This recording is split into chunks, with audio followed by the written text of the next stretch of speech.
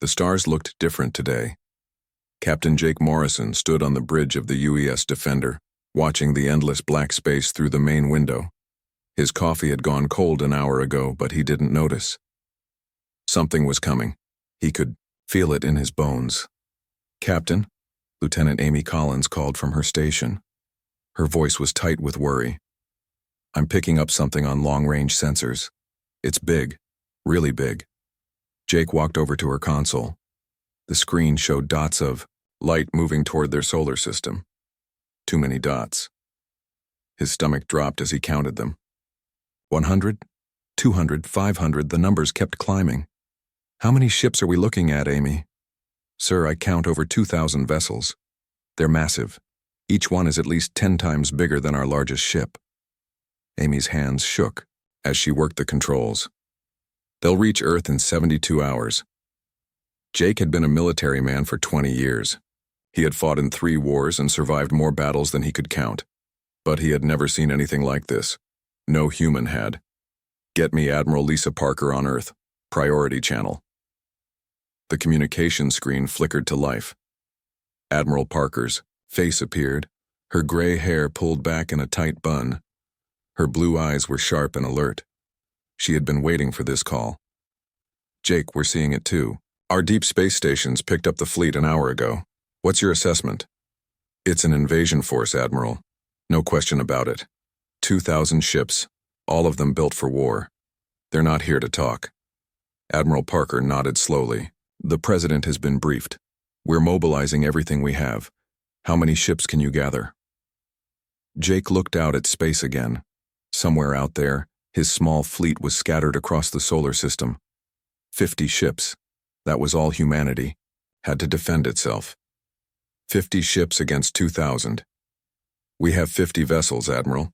Most of them are patrol ships and cargo haulers with weapons bolted on. We're not exactly ready for this." "Nobody ever is, Jake. Do what you can, and Jake, don't do anything stupid until we know what they want." The transmission ended. Jake turned to his crew. They were all looking at him, waiting for orders. These were good people. Engineers, pilots, communications officers. Most of them had families back on Earth. All of them knew they were about to face something impossible. "All right, people. You heard the conversation. We've got company coming and they don't look friendly. I want all ships in defensive positions around Earth. Send word to every human vessel in the system. If it can fly and carry a weapon, I want it ready." Lieutenant Carl Davis, the ship's weapons officer, looked up from his station. "Captain, what are we really going to do against 2,000 alien warships? Our biggest guns are like throwing rocks at a mountain." Jake smiled grimly. "Carl, I've been in worse spots than this." "When?" "Give me a minute. I'll think of something." The next 70 hours passed slowly. Human ships moved into position around Earth. Families said goodbye to their loved ones in the military. News broadcasts showed crowds gathering in cities around the world, all of them looking up at the sky. On the bridge of the Defender, Jake watched the alien fleet approach. The ships were beautiful in a terrifying way.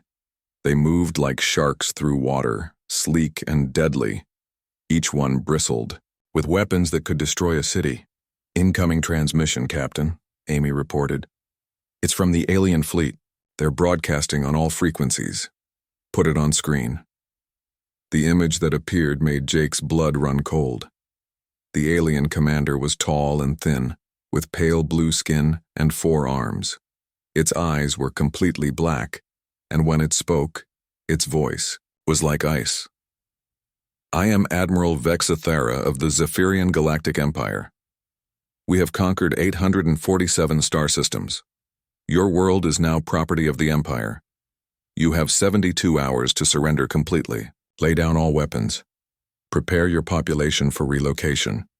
Resistance will result in the complete destruction of your species." The alien leaned forward, its black eyes staring directly at Jake through the screen. "We have never had a species. Refuse this offer. Do not be the first to make such a foolish mistake. You have 72 hours. The transmission ended. The bridge was silent for a long moment. Jake could hear his own heartbeat. Somewhere behind him, Someone whispered a prayer. "Captain?" Amy's voice was barely audible. "What do we do?" Jake looked around at his crew. These were Earth's defenders. Humans who had never backed down from a fight, no matter how bad the odds. His grandfather had fought in World War II. His father had served in the Mars colonies during the rebellion. Now it was his turn. "Get me Admiral Parker again, and open a channel to the alien fleet." "Sir?"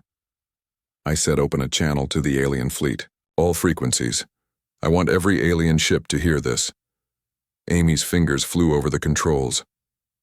"Channel open, Captain." Jake stood up straight. He thought about his wife Sarah back on Earth. He thought about his 2 kids playing in the backyard of their house in Colorado. He thought about every human who had ever refused to give up when things looked impossible. "This is Captain Jake Morrison of the United Earth Space Force. We received your ultimatum, Admiral Vexithera. Here's our response." Jake paused, letting his words sink in. "Leave our system now, or face consequences you cannot imagine. You've conquered 847 star systems, but you've never fought humans before. We don't surrender, we don't retreat, and we certainly don't give up our home without making you pay for every inch of it." Jake could see Amy staring at him with wide eyes. Carl had stopped breathing. The entire bridge was frozen. "You have 72 hours to leave," Jake continued. "After that, we show you what happens when you threaten Earth." He cut the transmission and sat down heavily in his captain's chair. His hands were shaking now, but his voice had been steady. That was what mattered. "Captain," Carl whispered, "did you just declare war on a galactic empire?" Jake picked up his cold coffee and took a sip. It tasted terrible, but he smiled anyway.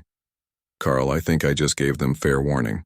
Admiral Vexithara sat in the command center of his flagship, the Eternal Conquest. The massive ship was 3 miles long and carried enough firepower to destroy entire planets. Around him, his officers worked at their stations with calm efficiency. They had done this many times before. "Admiral," his tactical officer reported, "the humans have not responded to our ultimatum. The 72-hour deadline has passed." Vexithara made a sound that might have been laughter. In his 300 years of military service, no species had ever refused surrender when faced with the Empire's might. These humans were either very brave or very stupid. He suspected the latter. "They think their primitive defiance will save them," he said to his bridge crew.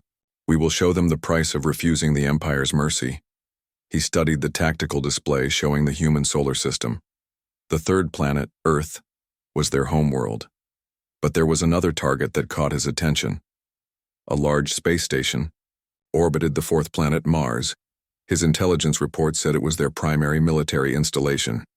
"Target the Mars station. We will demonstrate our power by destroying their most important military base.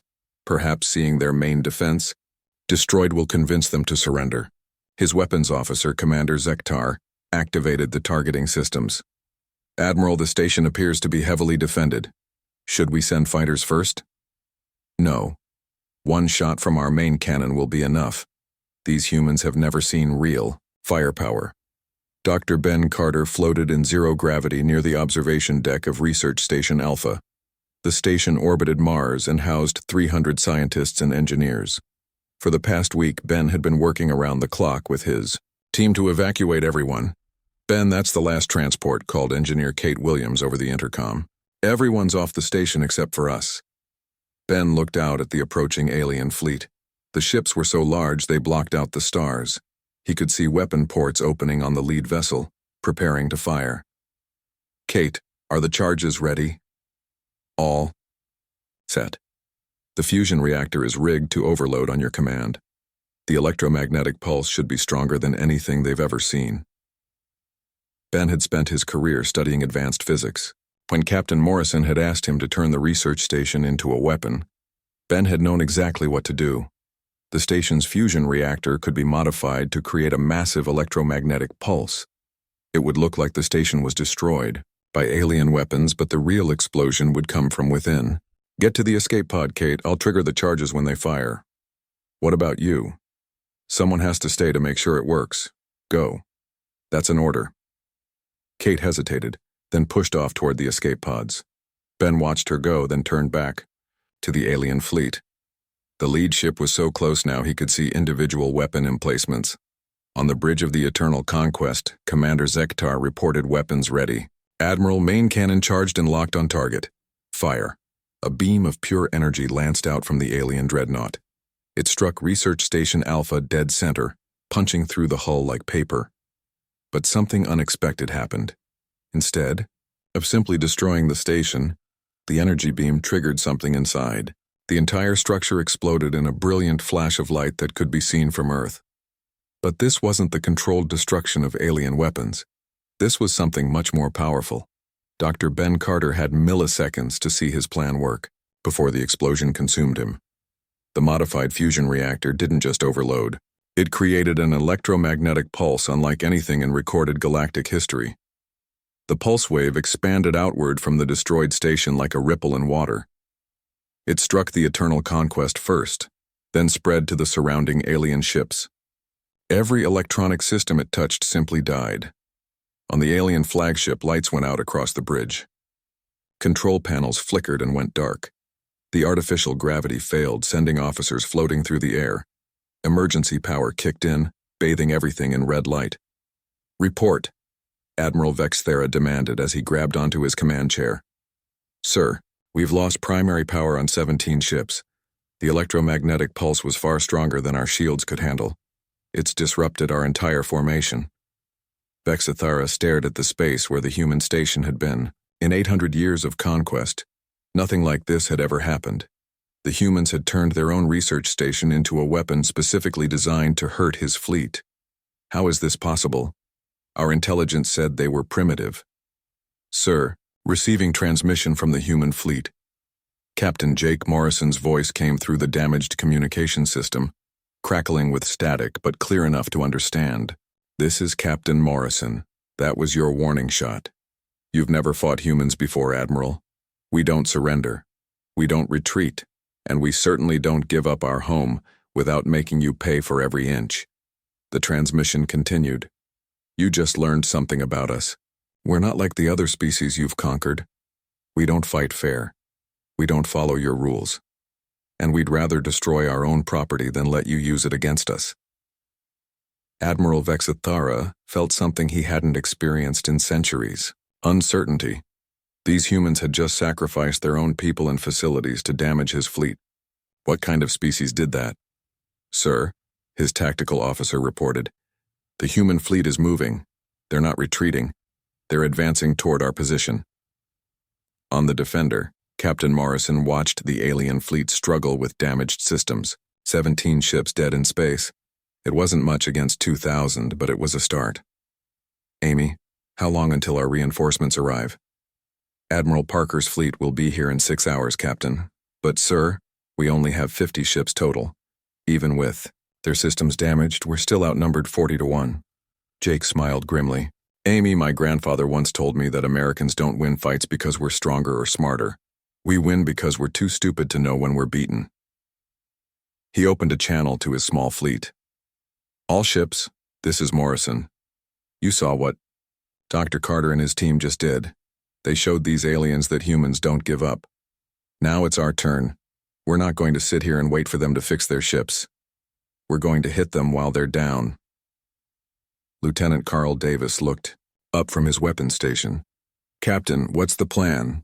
"We're going to teach Admiral Vexthera the first rule of fighting humans. We don't just defend, we attack." Jake thought about Dr. Ben Carter, who had given his life to damage the alien fleet. The man had been a scientist, not a soldier, but he had fought like a warrior when Earth needed him. "Take us in, Amy. Let's show them what happens when you threaten humanity."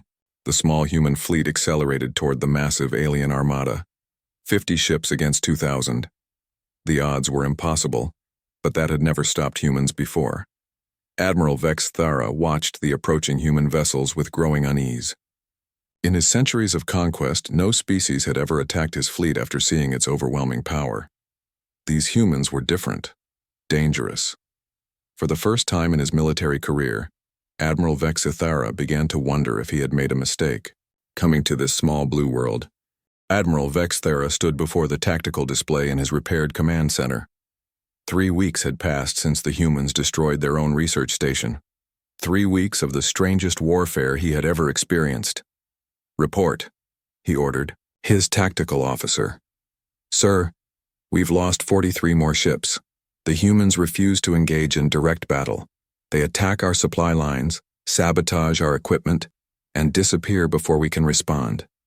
Yesterday, they destroyed an entire fuel depot using a converted mining ship." Vex Thera studied the holographic map of the solar system. Red dots marked where his ships had been attacked. The pattern made no sense. The humans seemed to be everywhere and nowhere at the same time. "Where is their main fleet?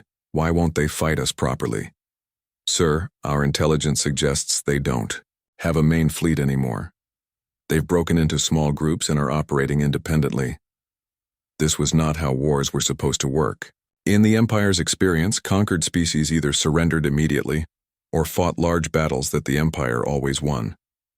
These humans did neither." Commander Alex Thompson crouched in the asteroid field near Jupiter, watching an alien supply convoy through his ship's sensors. His vessel, the Swift Strike, looked like a piece of space junk from the outside. That was exactly what he wanted. "Lieutenant Davis, how many escort ships?" "Only 2, sir. They're not expecting trouble this far from Earth." Alex smiled. The aliens kept making the same mistake. They thought like an empire that had never faced real resistance. They expected humans to fight like civilized species. "Sergeant Rodriguez, are the charges ready?" Maya Rodriguez floated near the airlock, checking her equipment one last time. "Ready, sir. The magnetic mines will attach to their hull and detonate when they try to jump to hyperspace." "Good. Remember, we're not trying to destroy the convoy. We want to disable it and take their supplies." The human ship drifted closer to the alien vessels, looking like just another piece of debris in the asteroid field. The aliens never suspected that humans would hide among space rocks, waiting for the perfect moment to strike. Alex had been a Marine before the invasion. He knew how to fight enemies who were bigger and stronger. You didn't meet them head-on. You hit them where they were weak, took what you needed, and disappeared before they could hit back. "Now," he whispered. Maya launched herself from the airlock using a small thruster pack to reach the nearest alien ship. She attached 3 magnetic mines to the hull, then pushed off toward the second vessel. The aliens inside had no idea death was clinging to their ship's exterior. 10 minutes later, the convoy tried to jump to hyperspace. The mines exploded exactly as planned, disabling both escort ships without destroying them. The supply vessel, left undefended, surrendered without a fight. "Nice work, Rodriguez. Let's see what they were carrying." The alien cargo hold was full of rare metals and energy cells, enough to supply the human resistance for months. Alex had his crew transfer everything to their ship, then sent a message to the disabled alien vessels. "Tell your admiral that Commander Thompson sends his regards, and tell him we're just getting started." Tom Walsh had been a mining engineer before the aliens arrived. Now he was something else entirely. He floated in the cargo bay of an abandoned space station, surrounded by fusion reactors that hummed with barely contained energy. "Dr. Murphy, are you sure this will work?" Rachel Murphy looked up from her calculations. Before the war, she had been a physicist studying clean energy. Now she designed weapons that shouldn't exist. "The math is solid, Tom. When the aliens try to land on the moon, these reactors will overload simultaneously. The chain reaction should be visible from Earth." Tom wiped sweat from his forehead. "And we'll be safely away when it happens?" "That's the plan. Though I should mention, no one has ever tried to detonate 12 fusion reactors at the same time before." "Great, just great." The moon had always been humanity's stepping stone to the stars. Now it was going to be their weapon. Tom and his team had spent 2 weeks rigging every human installation on the lunar surface to explode. When the aliens tried to use Earth's moon as a forward base, they would get a very unpleasant surprise. Admiral Vex Thera watched his advance fleet approach the human moon. Finally, his forces would have a proper base of operations close to Earth. From there, they could launch the final assault on the human homeworld. "Admiral, the moon appears to be abandoned. We're detecting no active defenses." "Good. Begin landing operations immediately. I want that base operational within 6 hours. The first alien ships touched down on the lunar surface near the human mining colonies. Vexthara felt satisfied. At last, something was going according to plan. Tom Walsh sat in his escape ship, hidden behind the moon's far side. His finger hovered over the detonation switch. Below him, alien troops were exploring the abandoned human facilities. All teams report in, he said into his radio. Team Alpha clear. Team Beta clear. Team Charlie clear. Everyone was safely away from the blast zone. Tom thought about his wife and kids back on Earth. They were counting on him to make this work. Here goes nothing, he whispered, and pressed the button. The explosion was like a small sun being born on the moon's surface. 12 fusion reactors, overloaded at exactly the same moment, creating a chain reaction that turned the entire lunar base into a crater of molten rock. The blast was so bright that people on Earth could see it with the naked eye. The electromagnetic pulse from the explosion disabled every alien ship within 1,000 miles. Admiral Vexthara stared at the tactical display in shock. Where his advanced base should have been, there was now only a glowing hole in the moon's surface. How many ships did we lose? 67 vessels destroyed, Admiral.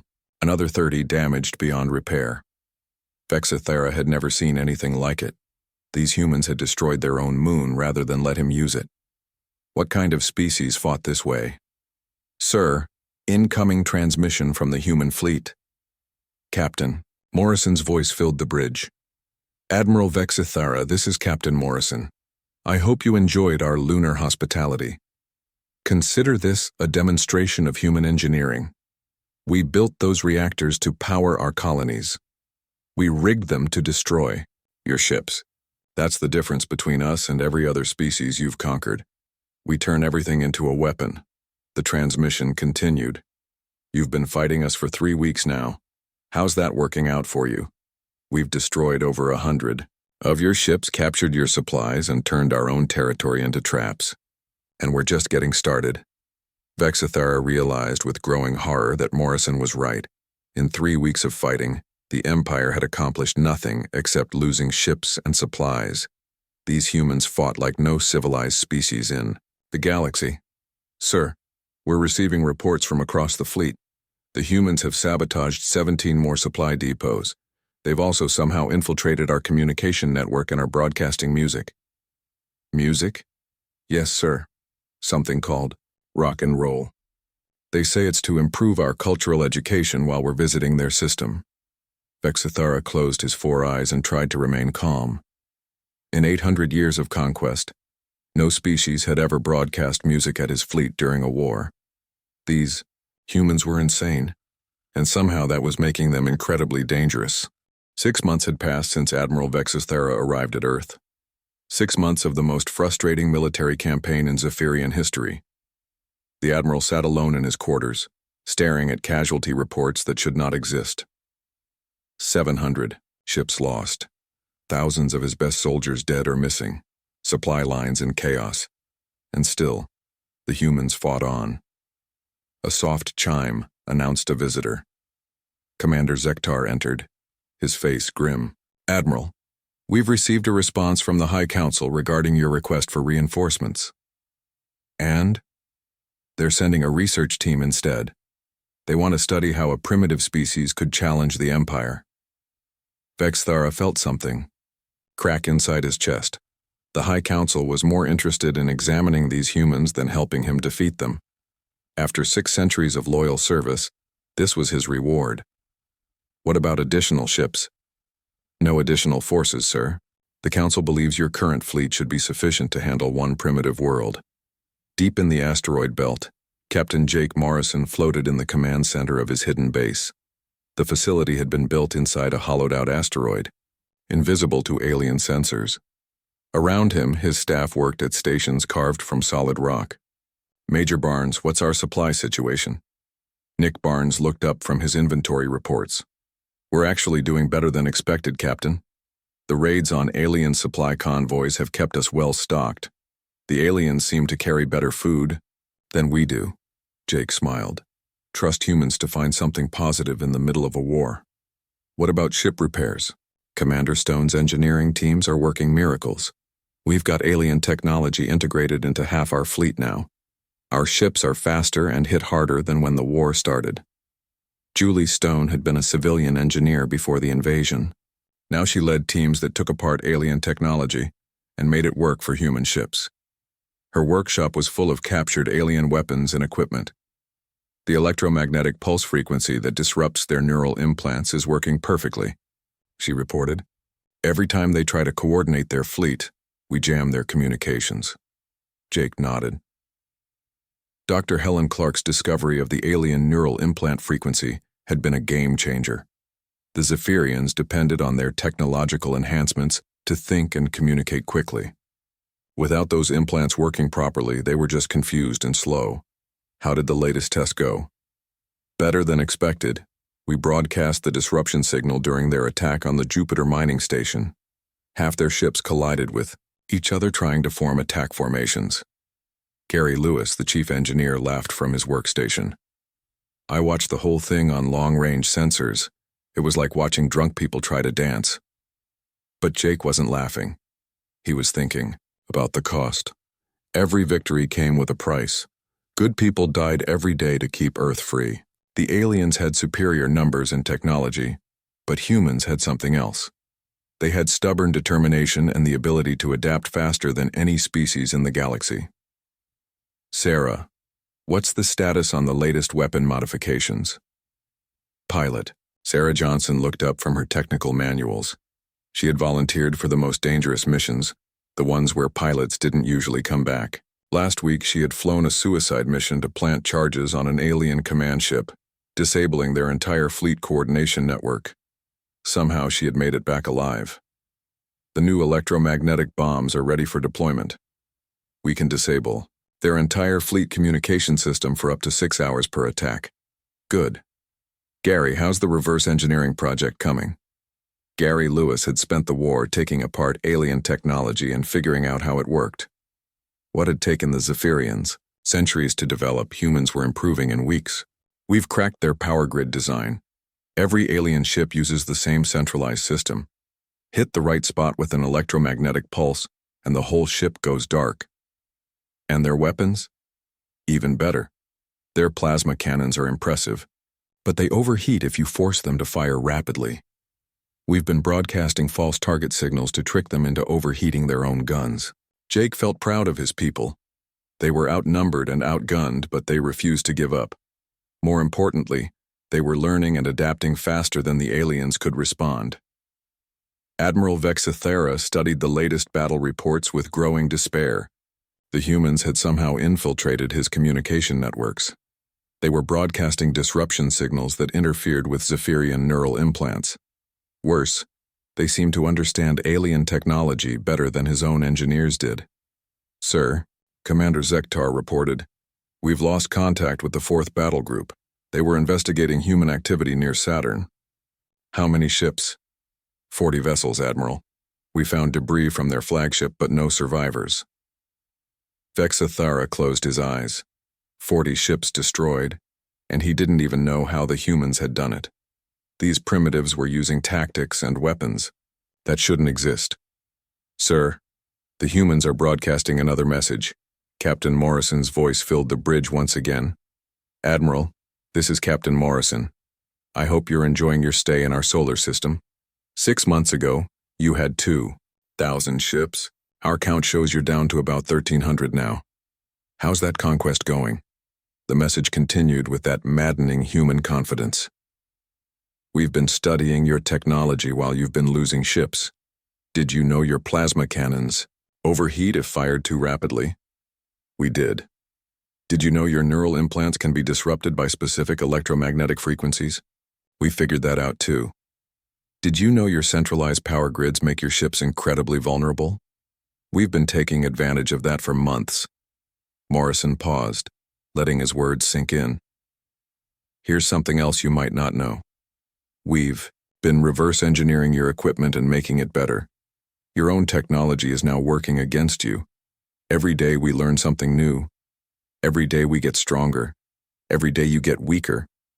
Vexithara wanted to scream. These humans talked. like they were winning, and the terrifying thing was they might be right. There's more, Admiral. We've been in contact with some of the species you conquered in the past. Turns out a lot of them are very interested in learning how we've been fighting you. Rebellion is a contagious thing. The transmission ended, leaving the bridge in silence.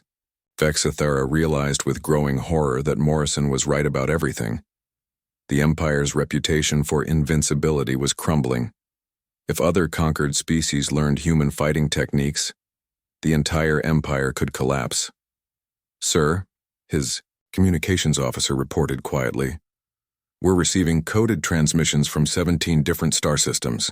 They're asking for tactical advice on resisting Imperial occupation." Vexithara sat down heavily in his command chair. In 6 months, these humans had done something no species had accomplished in 1,000 years. They had made the Zephyrian Empire look weak, and weakness once revealed spread like a virus through the galaxy. Admiral Vexithara stood on the bridge of his flagship, watching Earth grow larger on the main screen. After 8 months of humiliation, he had made a decision that would either save his career or end it completely. All ships, move into position around the human homeworld. Prepare planetary bombardment weapons. His remaining fleet, now down to 800 ships, formed a perfect sphere around Earth. If he could not conquer these humans, he would destroy them completely. The Empire would understand that some species were too dangerous to let live. "Sir," Commander Zektar reported, "bombardment systems are ready. We can begin surface sterilization on your command." Vexithara stared at the blue and white planet below. Somewhere down there, billions of humans lived their lives, unaware that their entire species was about to be erased from existence. "Sir, incoming transmission from the human fleet. Ignore it. Begin bombardment in 60 seconds. Admiral, you need to hear this transmission. They're not calling us. They're broadcasting to the entire galaxy." Deep beneath the Rocky Mountains, Dr. Paul Martinez sat in front of a control panel that connected to the most dangerous weapon humanity had ever built. Beside him, engineer Linda Foster checked readings that should not exist according to galactic science. "Paul, are you absolutely sure about this?" Linda asked. "The math is solid. If we destabilize Proxima Centauri's fusion process, the energy release will be visible from 1,000 light-years away. Every species in the galaxy will see it. And if we can't control it, then we take down several star systems with us. But Linda, if we don't do this, humanity dies today anyway." Paul thought about his daughter playing in the backyard of their home in Denver. She was 7 years old and believed her daddy could fix anything. Today, he hoped she was right. "Captain Morrison is waiting for our signal," Linda said. "Then let's give him one hell of a signal." Captain Jake Morrison sat in his command chair aboard the Defender, now hidden in Earth's shadow. Around him, his bridge crew worked with quiet intensity. They all knew what was about to happen. "Amy, open a channel to the alien fleet and the Galactic Communication Network. I want every species in the galaxy to hear this." Lieutenant Amy Collins looked up from her station. "Channel open, Captain, broadcasting on all frequencies." Jake stood up and walked to the front of the bridge. Through the viewport, he could see alien ships moving into bombardment positions. In a few minutes, they would begin destroying Earth's surface. "This is Captain Jake Morrison of the United Earth Space Force, broadcasting to all species in the galaxy. For 8 months, the Zephyrian Empire has tried to conquer our world. They came here with 2,000 ships expecting an easy victory over a primitive species." Jake paused, watching the alien fleet complete their formation. "They were wrong. We have destroyed over 1,200 of their ships. We have captured their technology and made it better. We have shown them that humans do not surrender, do not retreat, and do not give up our freedom." On the bridge of the Eternal Conquest, Admiral Vexithara listened to Morrison's words with growing unease. Something was different about this transmission. The human sounded too confident for someone about to die. Now Admiral Vexithara has decided to destroy our planet rather than admit defeat. He thinks that glassing Earth will solve his problem. He's wrong about that too.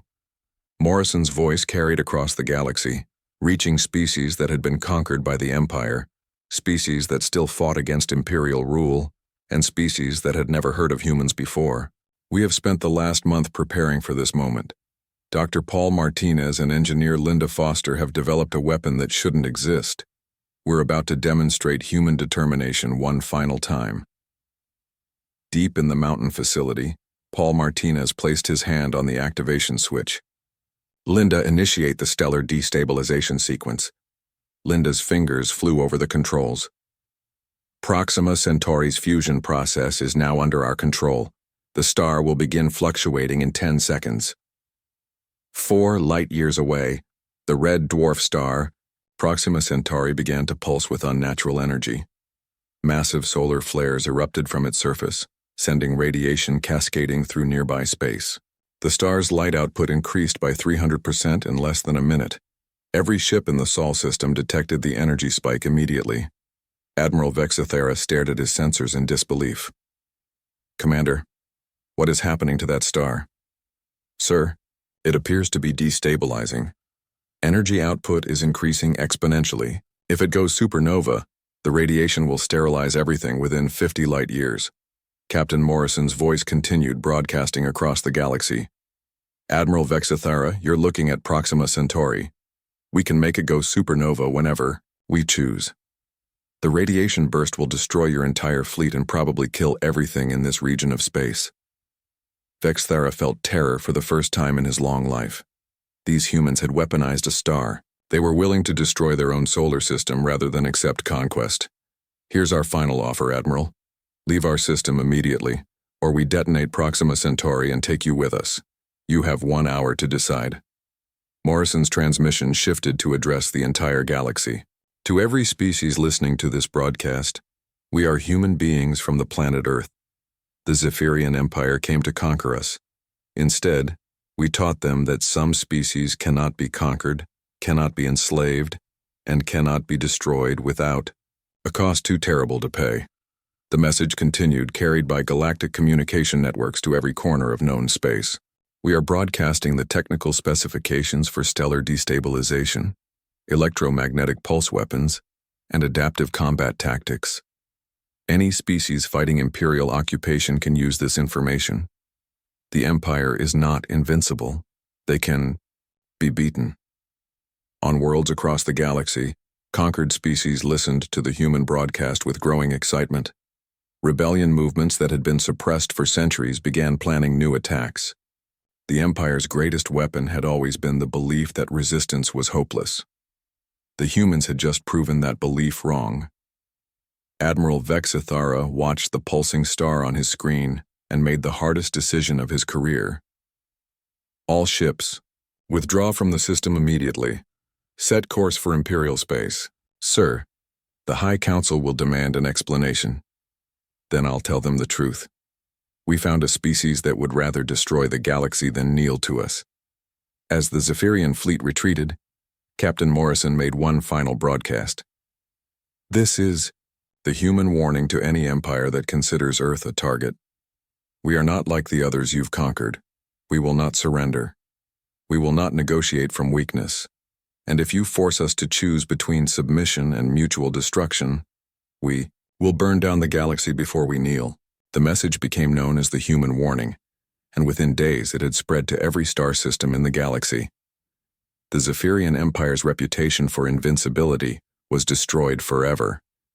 Humanity had won their first interstellar war not through superior technology or numbers, but through sheer determination and the willingness to pay any price for freedom. And across the galaxy, other species began to remember what freedom meant.